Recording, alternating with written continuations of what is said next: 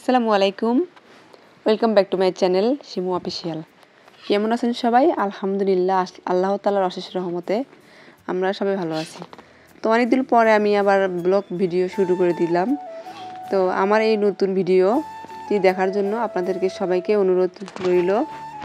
আর আমি অনেকদিন অসুস্থতার কারণে আমি কোনো ভিডিও দিতে পারি নাই, তো একটু সুস্থ হয়েছি এখন, তো ভাবলাম ভিডিও আমি দিয়ে দিই। তো রান্নাবান্না শেষ করার পর আমি আবার ছাদে আসলাম।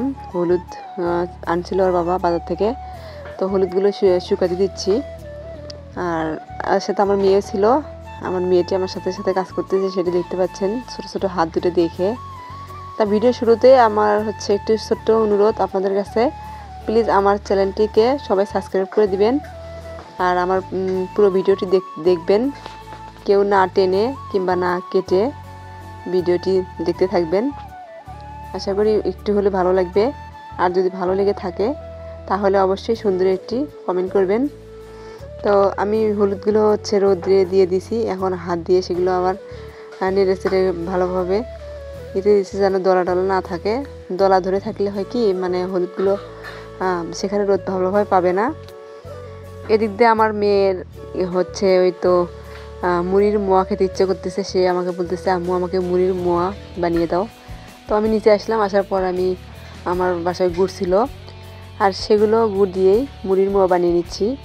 তো এখানে আমি পানি দিয়েছি একটু আর তার সাথে গুড় দিয়েছি। তারপর গুড়গুলো জাল করে নেওয়ার পর এখানে আমি মুড়ি দিয়ে দিয়েছি। আর আমি দেখুন একা একা হাত দিয়ে ভিডিও করা যাচ্ছে না, আর সাইডে আমার মেয়ে ছিল, তো ওকে বললাম যে এটা তুমি ধরে রাখো, আমি একটু নাড়াচাড়া করি। তারপরে ও আমার কড়াইটা ধরেছিল, আমি কড়াইয়ের মধ্যে ভালোভাবে গুড়গুলো মিশিয়ে নিয়েছিলাম মুড়ির মধ্যে। তারপরে বললাম ওকে মোবাইলটা ধরতে, ও মোবাইল ধরতে, তারপর আমি মুড়িগুলো আবার নামিয়ে নিচ্ছি। ভালোভাবে মিশানো হয়ে গেছে গুড়গুলা। তো সবগুলো মুড়ি আমি একটি বড় ডিশের মধ্যে নামিয়ে নিয়েছি। এখন কিন্তু বেশি গরম ছিল না, হালকা হালকা গরম। গুড়ের মাখানো মুড়ি এতটা গরম ছিল না, হালকা গরম ছিল।